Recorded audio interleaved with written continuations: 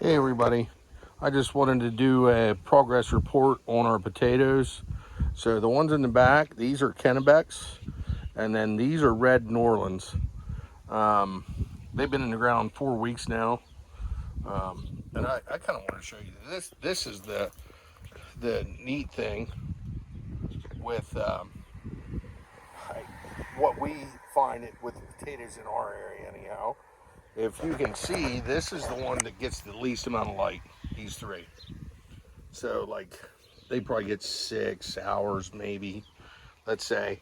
And then out here they get more like 8 hours, maybe a little longer. And it just because east is over here, west is that direction. Um, and so as the sun rises, you know, obviously this gets the first light, and then I'll show you. We're planting right against our. This is a porch, our porch. But you can see actually the biggest one. They actually the brighter green ones, so they get less heat. To like today was, I think 93 degrees. So these guys kind of get that shade in the afternoon. And we just kind of noticed that with our potatoes, even with these. If you look, it kind of stops right here. I'm not sure if you can see that.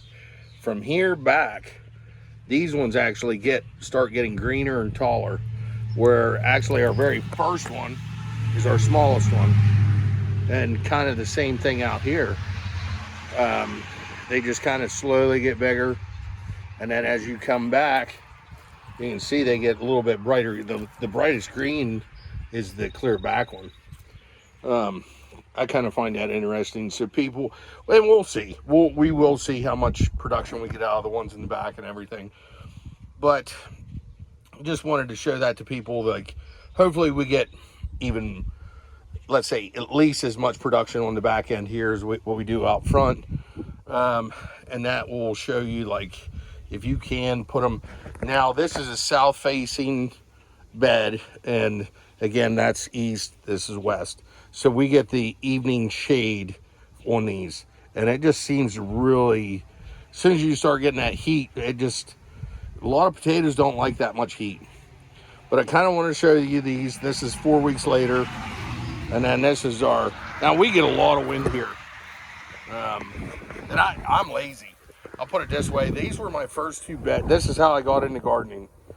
I told the wife, I was like, if I'm going to garden, I want them as close to the house. So I have a spigot right here too. So watering's easy. Again, we had to find certain plants that not everything will grow in this shade. Don't get me wrong. I mean, certain plants, well, we've had tomatoes from about here forward.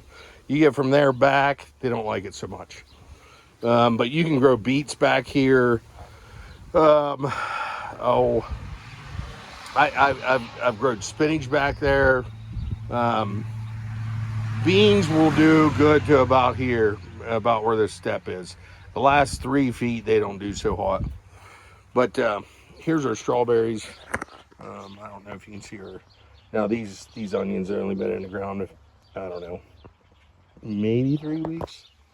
So they don't look anything like our onions, our actual early planted onions. But it gets beat. We have so much wind here. These just got beat to death. When we put them out, it was, I think, 80 degrees. And then it just dropped down into the 40s during the day. And heck, I think we got 22 at night. Kind of burn off a lot of our strawberries. I think if we ever do this again with strawberries, so these were bare roots, we put them in the house to get them started. And then we thought, like, hey, frost is gone, let's put them out. I'm going to wait clear till our last frost date. Put them out, because just all you're doing is burning tops off when you get those frosts. Now, the onions could have been out, but I would recommend, if you can, do not put your strawberries out. If you get bare roots, start them inside, and then wait until after your last frost and then put them out. That's my opinion anyhow. But yeah, just kind of wanted to show you guys these two beds. Again, if you're thinking about getting in gardening, make it easy on you.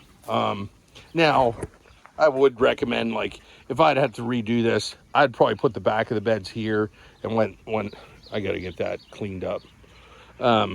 went that direction and said that, because it's, I think, 5:30, so you can see where the shade is now. If I would have put the back of the bed here, it probably would get sun clear till 5 o'clock at night. Let's say from 6 a.m. to 5, so you're looking at, what, 11 hours of sun, which is plenty. People that did watch on the Dexter video, this is the side, I call it the meadow. I mean, I mean, we got all the cool seasons that I mentioned on the last one, but there's switchgrass in there. There's big blue stem, eastern gamma. There's just, I think, trying to think of some of the other warm seasons that we have in there. If you can look, let me zoom in here. And I don't want to make this too long because it's about the garden. But everything in here that has that light seed head, that is all meadow brome. I don't know if you can see over there, close to the fence line, all meadow brome. There's orchard still in there, but for some reason the meadow brome love this side of the property. But yeah, we'll get back to, like I said, here's the garden. What we did too, I'll show you the fence. The dogs always come in here and lay. You can see where they lay along here. They lay out here. Well, when we don't have this fence in here, they're laying all through the bed. So we just got this from Tractor Supply. I think it's 3 foot tall. Used our, now we put a little clip onto the siding. And there's not a lot of tension on anything, and we just have your little step-in post the whole way around over the spouting there, so that the dogs can't get in here and destroy it, plus our chickens. But yeah, like I said, I mean, you could try it out. Like I said, it's probably getting, sorry I keep saying like I said, but that's probably 6 hours, I'm guessing, is what they get. I think I probably said that, and then 8. So like I said, this is just getting, so say 3 o'clock when it's really freaking hot, those are starting to hit shade. So, all right, guys, we'll talk to you later.